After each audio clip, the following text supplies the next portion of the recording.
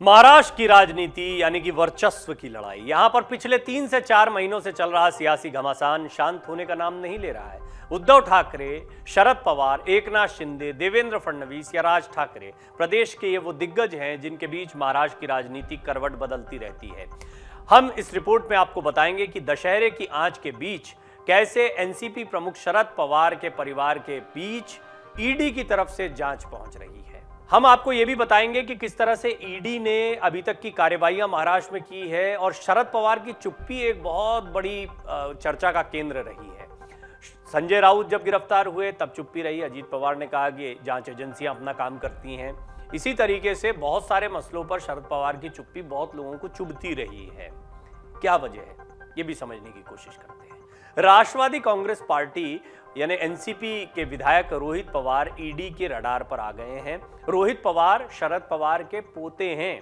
NCP विधायक रोहित पवार जिस green एकर नाम की कंपनी के डायरेक्टर रह चुके हैं, उस कंपनी की ईडी की तरफ से जांच शुरू हो चुकी है। रोहित पवार एनसीपी प्रमुख शरद पवार के भाई अप्पा साहेब के पोते और भतीजे राजेंद्र पवार के बेटे हैं। ईडी द्वारा उनके खिलाफ जांच शुरू की गई है। तो वहीं इस पर रोहित पवार का रिएक्शन भी आ गया है। रोहित पवार ने कहा है कि उन्होंने पहले भी केंद्रीय जांच एजेंसी के साथ पूछताछ में सहयोग किया है और आगे भी वो पूरा सहयोग करेंगे। रोहित पवार ने कहा कि पिछले कई सालों में कई बार केंद्रीय जांच एजेंसियों ने मेरे और मेरे अधिकारियों को पूछताछ के लिए बुलाया। राजनीति में सत्ता में आने से 5 साल पहले ही सीआईडी और अन्य संस्थाओं ने मेरे और मेरे अधिकारियों की जांच और उनसे पूछताछ की है। पहले जिस तरह से जांच में सहयोग दिया, आगे भी दूंगा। जो जानकारियां मिली उसके मुताबिक green acre resort and retailers private limited नाम की कंपनी में रोहित पवार साल 2006 से 2012 तक डायरेक्टर थे। उनके पिता राजेंद्र पवार, जो कि भतीजे हैं शरद पवार के, इस कंपनी में साल 2006 से 2009 तक डायरेक्टर की हैसियत से काम कर रहे थे। इसी कंपनी के बारे में आर्थिक घोटाले की शिकायत ईडी को मिली थी। इस कंपनी के यस बैंक डीएचएफएल घोटाला के मामले में गिरफ्तार हुए राकेश वधावन और सारंग वधावन से बेहद करीबी संबंध होने की बात भी कही जाती है। ऐसा समझा जा रहा है कि वधावन बंधु का नाम यस बैंक डीएचएफएल घोटाले के मामले में सामने आने के बाद रोहित पवार ने इस कंपनी से खुद को अलग कर लिया।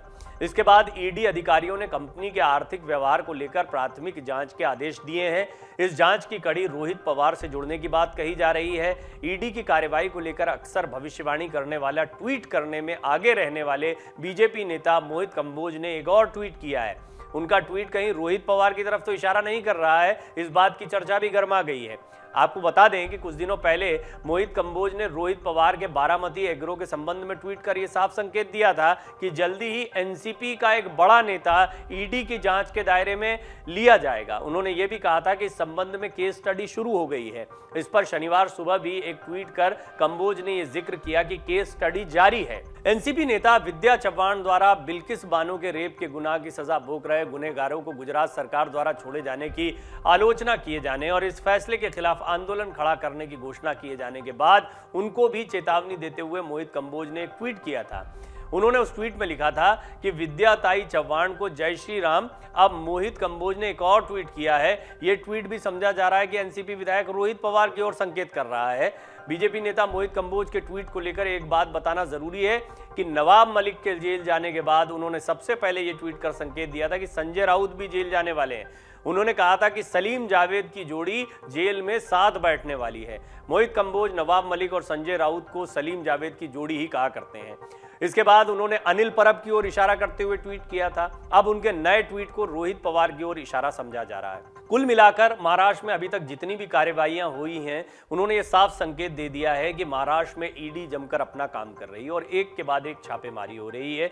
कई लोग इसकी रडार में हैं। सबसे बड़ा नाम आता है शरद पवार का। शरद पवार महाराष्ट्र की सियासत के केंद्र में फिलहाल दिखाई देते हैं। कोई भी मुख्यमंत्री बने, सुपर पावर वो लगातार बने रहे महाराष्ट्र में लंबे समय तक, लेकिन देवेंद्र फडणवीस ने इस मिथ को तोड़ा।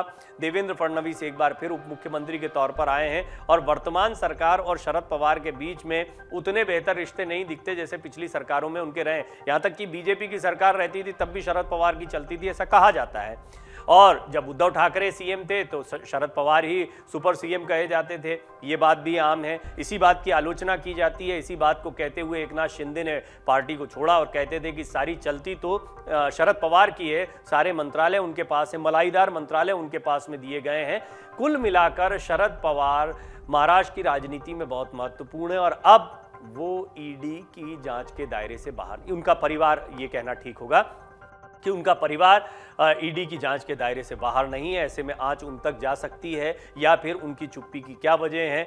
बहुत लोगों ने यह सवाल भी उठाया कि शरद पवार लगातार चुप बने हुए हैं और किसी तरह का कोई पॉलिटिकल एक्शन भी देखने को नहीं मिल रहा है। लेकिन ये बात भी सही है कि आने वाले दिनों में अगर एकनाथ शिंदे और फडणवीस सरकार की कोई मुश्किलें बढ़ा सकता है तो वो शरद पवार है। ये शरद पवार वो भी हैं जो 2024 में एक बड़े मोर्चे की तैयारियों में जुटे हुए हैं। ममता बनर्जी हैं, नीतीश कुमार हैं, अखिलेश यादव हैं, मायावती हैं, केसीआर हैं, इन सबके बीच में शरद पवार भी बड़ा महत्वपूर्ण नाम है। और अब ईडी की जांच का दायरा या जांच की आंच उनके परिवार तक भी पहुंची है। डाउनलोड करें अमर उजाला ऐप और पाएं खबरें लगातार। अगर आप ये वीडियो YouTube पर देख रहे हैं तो हमारे चैनल को सब्सक्राइब करें और बेल आइकन को दबाना ना भूलें। अगर आप Facebook पर यह वीडियो देख रहे हैं तो हमारे पेज को लाइक करें।